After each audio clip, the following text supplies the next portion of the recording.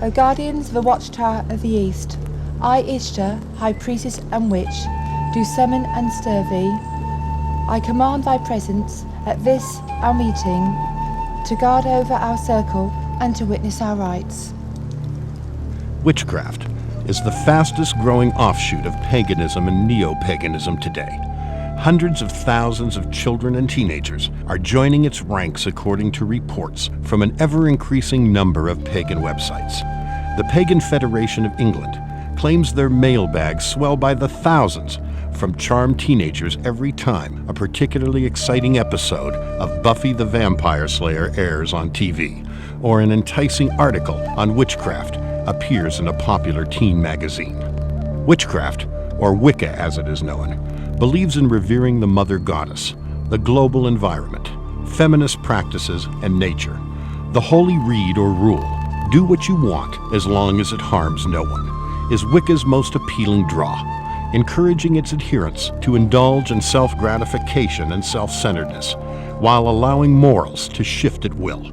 Wicca teaches there is no absolute truth or sin, and replaces the patriarchal male creator god of the Bible with a belief in both male and female gods. Most pagans and witches believe they must communicate with supernatural spirits, which they refer to as forces of nature, in order to receive wisdom and power for magical skills. They also embrace the concept of self-empowerment by awakening internal spirituality through meditation, visualization, and other mind-altering techniques of self-hypnosis. Dimly lit parlors or New Age fairs are no longer the only places to practice secret magic, fortune-telling, spell-casting, or potion mixing. As a result of aggressive marketing campaigns, a wide variety of witchcraft techniques offering powers of control for personal achievements can now be found at bookstores, on the internet, in public schools and libraries, and throughout the media. Hollywood's presentation of witchcraft as exciting and glamorous has further increased its appeal to young audiences. Enhanced by digital technology and revolutionary special effects, occultic spells and rituals are given visually stunning portrayals, as are the depictions of supernatural beings, ghosts, demons, vampires, mythological characters, and even Satan. A growing number of cartoons and television dramas aimed at increasingly younger audiences further seduce children with the allure of sorcery and divination. Occultic themes are frequently woven into the storylines of primetime series, which has undoubtedly contributed to the practice of magic as being the fastest growing mystical attraction among teenagers. The spectacular growth of the internet, which occultists refer to as the portal of transcendence, has further fanned the fascination of spiritual alternatives. An unprecedented amount of occult literature is available online. At Amazon.com, for example, consumers can find more than 1,850 books on witchcraft.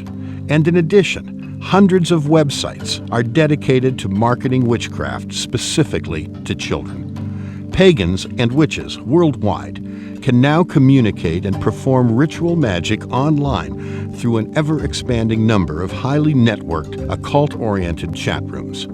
Countless websites now offer everything from poison rings to spells for young people seeking empowerment. Each year, thousands of teens are turning their backs on Christianity and joining witches' covens in order to learn spells so as to pass school exams, attract boyfriends or girlfriends, and get rich. The secretary of the Magic Circle's Young Magicians Club credits the Harry Potter books as the latest rage, which he says has rekindled the childlike approach to the fact that the impossible may be possible. He gives thanks to Harry, who he says has sparked an interest in pure magic, real magic, strong magic. Harry Potter, the orphan child wizard, already famous in his own magical world because he survived the murderous black magic death curse of the evil Lord Voldemort, has now duplicated his fame in the real world. Under the category of children's fantasy literature, sales of Harry Potter books have received phenomenal acceptance worldwide, breaking all records in children's literature. With over 100 million books sold in 200 countries, Harry Potter has been translated into more than 40 languages. A massive global marketing campaign, partnered by Warner Brothers, Mattel, and Coca-Cola, guarantees that the Harry Potter image will be kept before the public for years to come through films, toys, video games, and every type of merchandising product imaginable. According to a U.S. Consumer Research Survey, over half of all children between the ages of 6 and 17 have read at least one Harry Potter book, with thousands reporting multiple readings of all of the books. These volumes range anywhere from 309 to 734 pages. While many parents are thrilled by the prospect of their children taking an interest in reading, other parents and educators view Harry Potter as the latest tool being used to disciple children into the darkest aspects of black magic. Through Harry Potter books and audios, children as young as kindergarten age are being introduced to human sacrifice, the sucking of blood from dead animals, and possession by spirit beings. Set in England, the Harry Potter story begins on Halloween night, with the murder of Harry's parents by the evil Lord Voldemort. Through the sacrificial goddess magic of his mother's love, baby Harry is saved, and his blood is given magical powers. Unable to kill Harry in revenge, Voldemort sears a death curse of a lightning bolt on Harry's forehead. In the real world, thousands of young fans demonstrate their allegiance to Harry by taking the mark of the lightning bolt on their own foreheads. There's no such thing as magic.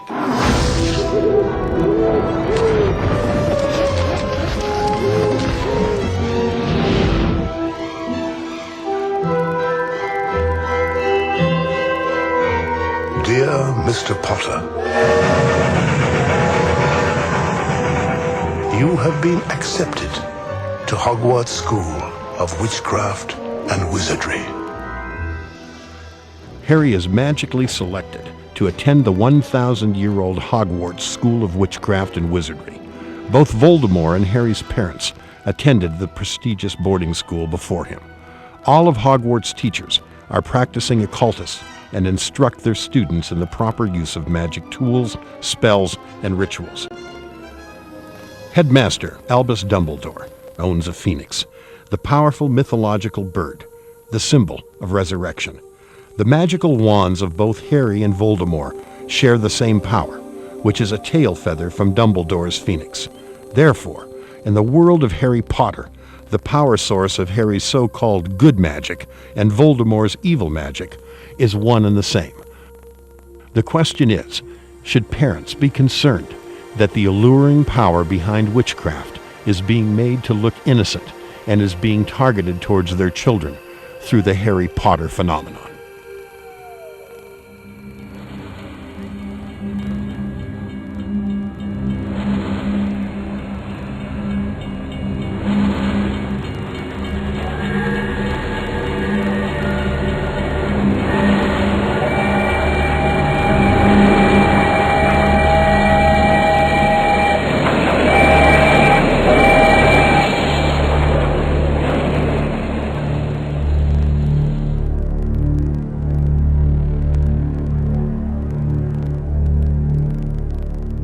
I read the first one 8 times, the second one 3 times, and the third one 4 times. So does the hubbub over Harry Potter seem outlandish, or do parents have a real argument here? Well, joining us now from Columbia, South Carolina is Steve Mounts. He's a parent who has expressed concerns about the book's use at schools. Also joining us is Jennifer James from Watertown, Massachusetts. She is a children's book buyer for Wordsworth Books. All right, Mr. Mounts, let me start with you. These are #1 books on the bestsellers list, winner of the National Book Award in the UK. Kids love them. So what do you find particularly objectionable about these books? The thing that we found, my wife and I found objectionable, was it was being read aloud to our son in his class. And there were things that we believe had a religious connotation to them: witchcraft, Wicca, which the Supreme Court has now said is a religion. The IRS has given it religious status. The military's got Wicca chaplains. And we just wanted an opportunity to find out, is this religion being taught in our son's class? Now, you went before the South Carolina Board of Education earlier this week. What are you asking the board to do? We asked them to review the book for religious content, for violence. In this post-Columbine era that we're living in, we felt like with kids living out their fantasies, this book may have potential for that. Jennifer James, let me go to you now. What do you like about the Harry Potter books? What value do they have, do you think? I think they're some of the greatest books written for children. They're full of adventure and fantasy, and every kid loves them. All right, well, let's take a look at a couple of passages from the book here. This is from Book 1. See what I have become, the face said, mere shadow and vapor. I have form only when I can share another's body. But there have always been those willing to let me into their hearts and minds.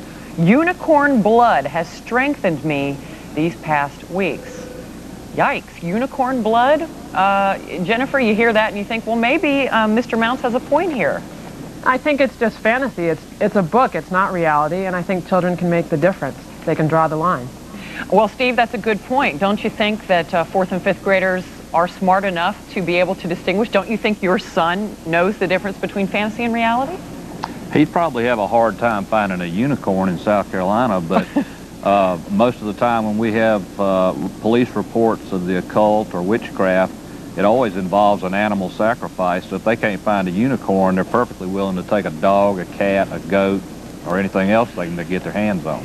Well, Steve, the author says these are moral books, and I want to play some sound from when she was on the Today Show yesterday, if we can roll that. Do we have that?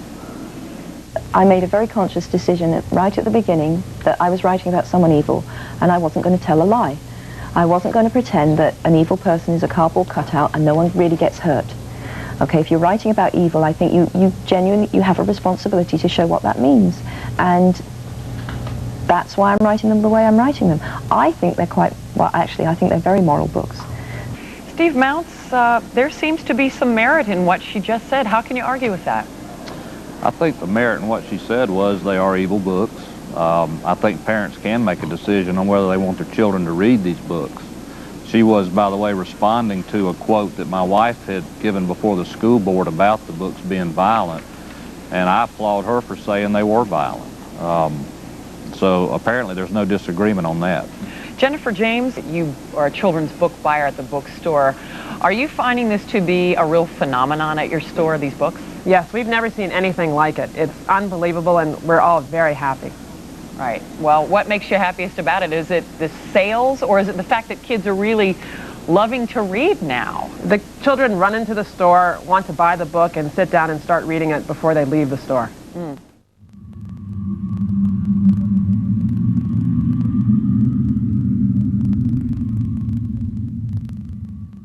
Robert McGee is the author of The Search for Significance and founder of the Rafa Treatment Centers. There are those who defend the Harry Potter books by saying they're just fantasy. And so when people object to these books, they're made to look like fools, because the people say, how can you object to these books? They're just fantasy. But that line of reasoning would tell you that you could include in fantasy any violence, pornography, whatever you wanted, and still defend those books by that very same statement. As an expert in world religions, noted cult and occult researcher Carol Matriciana has authored the best-selling books Gods of the New Age and The Evolution Conspiracy, and has written and produced numerous videos for Jeremiah Films. Many argue that Harry Potter is just merely children's fantasy, and therefore it's harmless. The lie about this is that witchcraft is reality. J.K. Rowling, the author of the Harry Potter series, has gone through an awful lot of research. She is very accurate, otherwise we would have witches all over the country and the world saying this is not a true representation of our religion. This is a true representation of witchcraft and the black arts and black magic. And yet we have people that say this is merely fantasy and harmless reading for our children. Actually, what makes this more dangerous is that it is couched in fantasy language and children's literature and made to be humorous and beautifully written and extremely provocative reading. And it just opens up children to want to have the next one. This is what is so harmful. Joanne Rowling majored in mythology in Exeter University in England. She has borrowed not only from pagan religions, Celtic religions, the religions of the Druids, witchcraft, Satanism, a lot of the spells, the incantations, the philosophy behind the mythology and the religions is being put into Harry Potter's books. Yes, Harry Potter may be fictional, but there is a lot of religious teaching in symbols that perhaps the reader doesn't always pick out.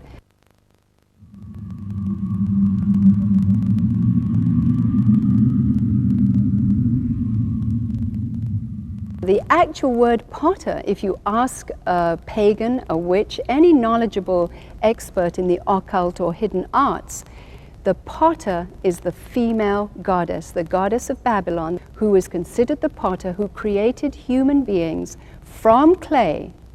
And they believe that the patriarchal God of Christianity, the God of Israel, copied that in a very poor imitation because he cannot give birth.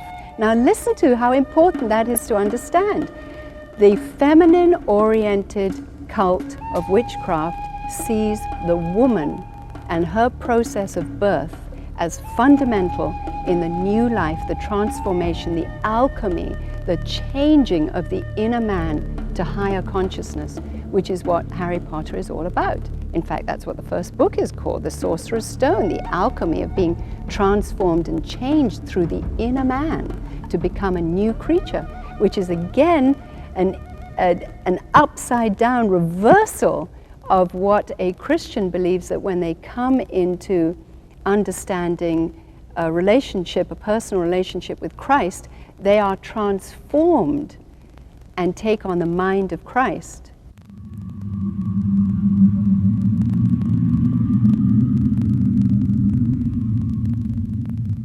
The concept of fertility-based cults, feminine-oriented cults such as witchcraft, is the concept that the new birth can take place inside through meditation.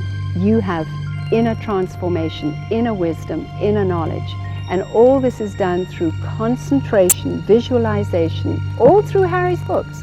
Hermione and others say, concentrate, Harry. If you concentrate hard enough, you can have what you want.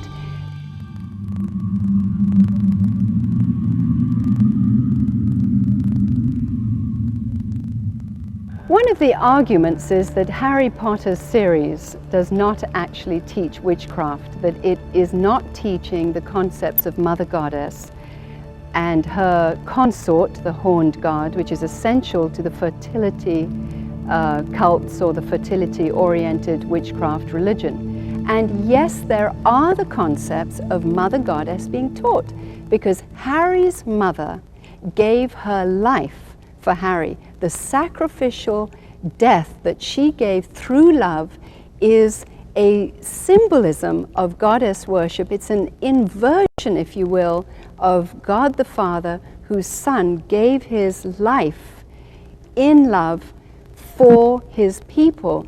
Now, the concept of teaching Mother Goddess is very, very important. Harry's mother gave her life for Harry so that he should be saved. And through this love sacrifice, Harry was protected from death. Now, this concept is brought up several times. In fact, it is so important in witchcraft and pagan thinking that Voldemort, Harry's arch enemy, takes a vial of blood from Harry in book number 4 in order to have the blood run through his own veins in order that he can be resurrected and have a body. That is how powerful the blood sacrifice is.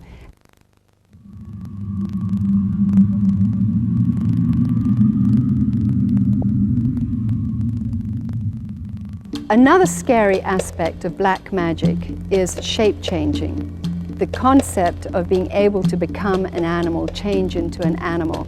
Harry's father appears to Harry in a shape change later on. Even though he's dead, he appears as a stag, the Horned God. So here we have the concept that shape changing is very normal. It is horrible. And the Bible clearly says that we are made as human beings when God created us, and we cannot become something else. You might perceive you're becoming something else, but it's supernatural deception.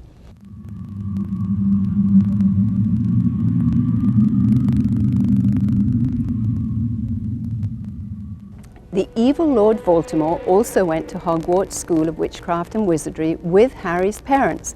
And we're not awfully sure what the reasons are, but for perhaps jealousy, because Harry's parents represented practicing the white side or the good side of magic. Voldemort, at the birth of Harry, wanted to kill Harry and Harry's parents. But somehow in this horrible battle, some of Voldemort's powers came to Harry, and Harry got a death curse, a bolt of lightning, on his forehead as a mark of the curse from Voldemort. Also, another interesting thing happened. Harry also acquired a power that he was able to talk to snakes, which is the same gift that the evil Lord Voldemort has. There is a connection with the talking snakes. Voldemort always represented as a snake, and by the way, both of them, Harry and Voldemort, share the power of the phoenix tail in their wand, and the phoenix, again, is a symbol of resurrection.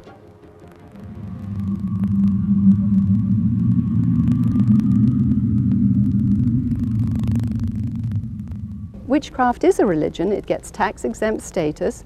It has a military chaplain. It is recognized as a religion, a practicing religion. It is the fastest growing religion in America, incidentally, as well. I regard myself as a natural witch. I regarded myself as a witch since early childhood.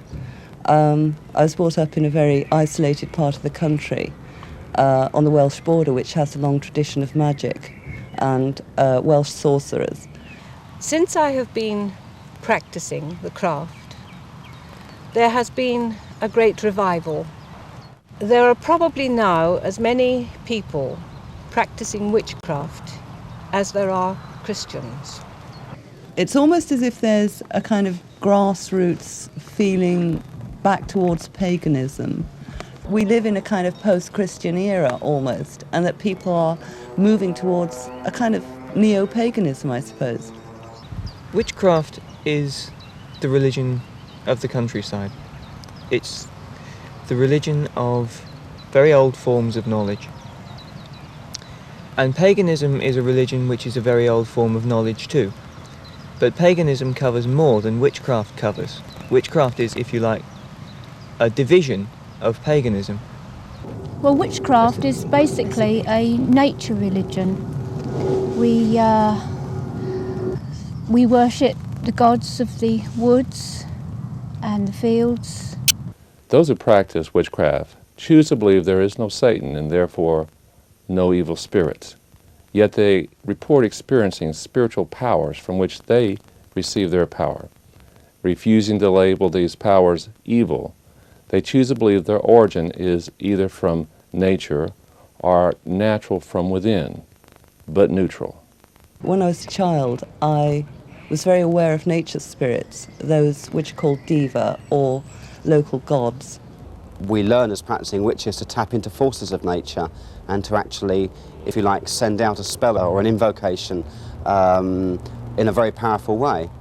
The primary offer of witchcraft is power, a very seductive power. One day, a young 18-year-old girl came to see me. Her life was almost ruined by her preoccupation with witchcraft, but she would not give that power up because it was the only power in her life that she could count on. Another young man came to see me and said, "I know how powerful these forces are, and I look at the lives of Christians, and I think my power is more powerful than what they're experiencing." One of the most disturbing things about the Harry Potter books is it teaches children that witchcraft is for children. It does this by allowing children to read about other children in a school setting and watching these children learn how to use spells and all the other elements of witchcraft. It teaches these children that witchcraft is just not for adults, but that children can access this power and use this power also. If you say there is no real power in witchcraft, then you should have no problem with the Harry Potter books. But there are two problems with your line of reasoning. First of all, you're denying the experience of hundreds of thousands of people who have practiced witchcraft through the ages. Plus, you're saying that God's warning in the Bible about divination, sorcery, and all the elements of witchcraft is actually worthless. In Deuteronomy chapter 18, it states, "There shall not be found among you any one that maketh his son or his daughter to pass through the fire, or that useth divination, or an observer of times, or an enchanter, or a witch, or a charmer, or a consulter with familiar spirits, or a wizard, or a necromancer. For all that do these things are an abomination unto the Lord. And because of these abominations, the Lord thy God doth drive them out from before thee." In 1 Samuel chapter 15, God identifies witchcraft as a sin, for rebellion is as the sin of witchcraft. Despite God's warning, many youth, including Christian youth, don't see much harm in witchcraft. So they see their friends casting spells and being involved in all manner of witchcraft and do not understand the dangers. They do not know that they're opening doors in their life to spirits which will come in and create very compulsive behaviors. And this is why many in witchcraft are compulsively into drug usage and to sexual activity and all manner of conduct which is very destructive. And yet, why should they be concerned when they hear nothing from the adults that warn them of what's coming? When a child is captured by witchcraft, they rarely choose to get out until very much later in their life, after they have lived a very miserable existence.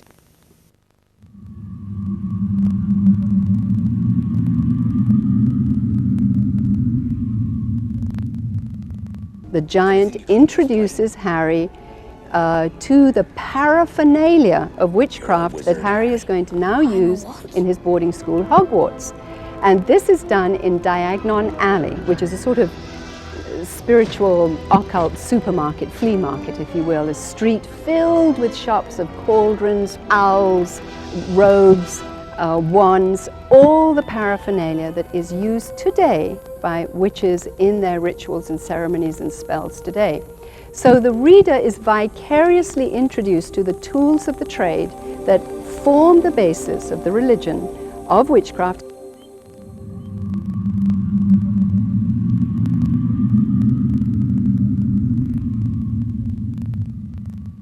Many have argued that Joanne Rowling is not teaching the children witchcraft and the books are not about witchcraft because the spells aren't legitimate spells and because J.K. Rowling just pulls out very, very funny Latin words, and she obviously knows her Latin, and she's very humorous with the way that she tosses out expelloramus, which gets rid of a spell, or any of the other numbers of spells that she puts in Latin. Petrificus totalis.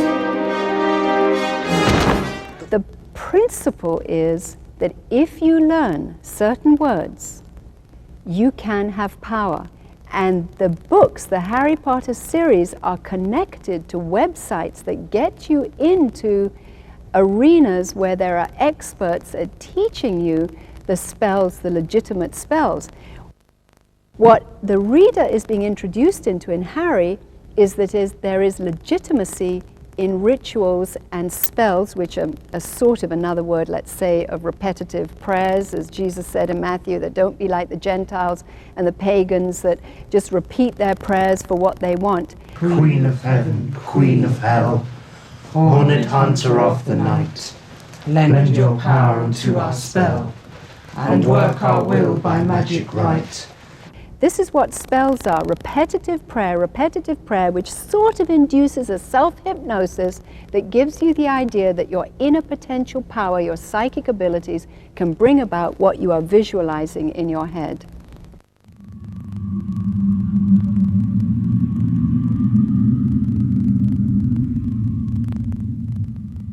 While love spells probably isn't the focus of Harry's books right at the moment, because he's 11, 12, 13. In book 4 there is a sort of beginning of a relationship that Harry is involved in, a sort of affectionate opposite sex thing. But love spells are very, very, very important in witchcraft.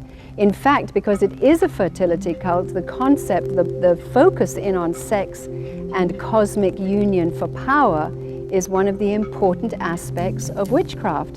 So it is no wonder that many, many teenagers are being lured into witchcraft through, in a sense, the magic of love. They want the boy they want, or they want the girl they want, and so they get involved in spells. And the websites are also pushing the fact of teaching children love spells. As above, so below. Then, of course, Hollywood glamorizes the whole concept, and through this film, The Craft, you can see that here where the girl wants to have her boy, she gets involved in this ceremony, very powerful ceremony, calling down the love spirits, and of course she gets the boy she wants, and he doesn't know what is happening and why he is being seduced in a sense through his spirit, how this happened, but there it is again, showing that spells work. I drink of my sisters, and I ask to love myself more and to allow myself to be loved more by others. Especially Chris Hooker. I know, it's pathetic. Definitely pathetic. Well, it's just that, you know, I can't stop thinking about you, and I don't know why, but I think I love you. And I've never loved anyone before, except, well, maybe my mom, and well, this little puppy that I had when I was little. I think you should go home, Chris. No, Sarah, wait, please, Sarah, please. Look, I don't know what's happening to me. I can't eat. I can't sleep. Can I help you? No, nobody can help me.